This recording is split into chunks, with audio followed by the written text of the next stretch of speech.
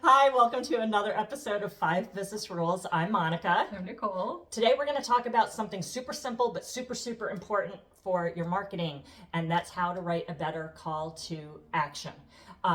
One thing that Nicole and I have discovered in talking to clients is they forget to use calls to action or they feel rude using them. Don't. Let people know what action to take next. It is so helpful. It takes out the guesswork and it just leads them down the path to where you want them to go. Let's give them an example. So for instance, it could be a call now. It could be schedule a meeting. It could be email me. Continue reading, right, whatever this topic is. Or if you want to know more, read this blog post. And so it's just moving people along and telling them suggesting what the next action they should take would be. And they take it or they don't. They're not going to feel offended. Okay, so this is shocking. The statistic: 70% of small business owners do not use calls to action. I believe it. That is honestly when I take on new clients and I do audits, more than anything else, that is like the easiest quick fix that we can do. Yeah. Okay. So let's say you're in that 70%. You're like, oh my God, I don't have calls to action. So here are 5 tips that will make sure your calls to action work for you and do lead people down the path to the next action. 1, make it specific to the service or the topic on that page. So let's say someone is on my service page about blogging.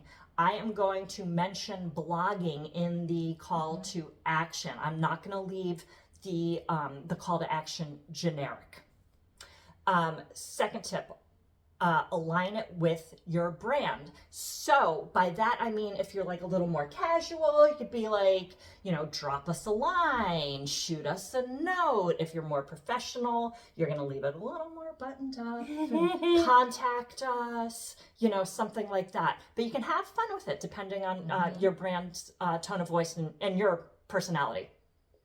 Number 3, tap into FOMO, or fear of missing out, right? Especially if this is like a really cool new service or it's a special offer. You want to get people excited and like, oh my gosh, I can't miss out on that. Don't wait, do this now, or don't let your marketing suffer one more day without a call to action. Right? Oh my God, I love that. That's awesome. Okay, number 4, and this is going to sound silly, but use a thesaurus. So instead of saying learn more every time or read more, discover, find, use different words, mix it up. It just keeps it interesting. It just keeps it interesting, exactly. And finally, make sure it stands out visually. So do not hyperlink to text, your call to action. No. Buttons. You need a button in a contrasting color to your brand. So my brand colors are primarily gray and white, with some orange accent, and I think all my call to action buttons are probably orange. Do you remember? If I did it, that's why, because that is actually one of our websites. Right? We always leave a color in the brightest one that is nothing but links in action. So it says very clearly, click me, I'm here. You don't want it to get lost. You can't miss it. So you see a lot of call to action buttons in red as well. So those are 5 tips for calls to action. Go check out your website right now and see what your call to action situation is like. And if you have any questions, absolutely reach out to either of us. You can leave a comment on this video. We'll see it. And if this video is helpful, please share it. Thanks so much. We'll see you next time. Bye.